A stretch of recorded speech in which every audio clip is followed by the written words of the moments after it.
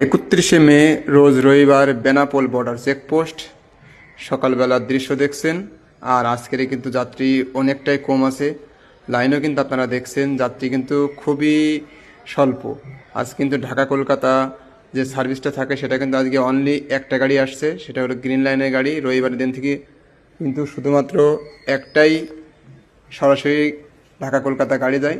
আর কিন্তু এই যে সাধারণ যে যাত্রীগুলো, এই যে আজকে দেখছেন লাইন কিন্তু একেবারেই সীমিত লাইন, যাত্রী কিন্তু একেবারেই কম। আর বেনাপোল বর্ডার কিন্তু এখন একেবারে স্বাভাবিকই আছে। অনেকে কিন্তু জিজ্ঞাসা করছেন যে টুরিস্ট ভিসা ছাড়বে কি, টুরিস্ট ভিসার আপডেট তাড়াতাড়ি ছাড়বে কি না। এমন কিন্তু কোনো আপডেট নিউজ এখন নেই, টুরিস্ট ভিসা কিন্তু ছাড়ার কোনো আপডেট নিউজ নেই।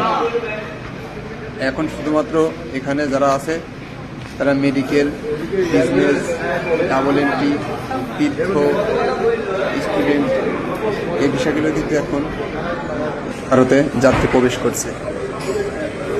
ইমিগ্রেশনে খুলে দিয়েছে, যাত্রী কিন্তু এই যে লাইন বাই লাইন কিন্তু ইমিগ্রেশনে ঢুকছে সুন্দরভাবে, কিন্তু সকলে লাইনে দাঁড়িয়ে আছে।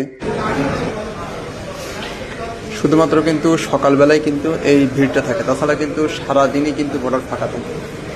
অনেকে জিজ্ঞাসা করেন যে ভাইয়া বিকেলে কেন দেন না, ভিডিও দেন না, যাত্রী কি আসে না? আসে, খুবই অল্প, একজন দুজন এভাবে, আর সেজন্য ভিডিও করা হয় না।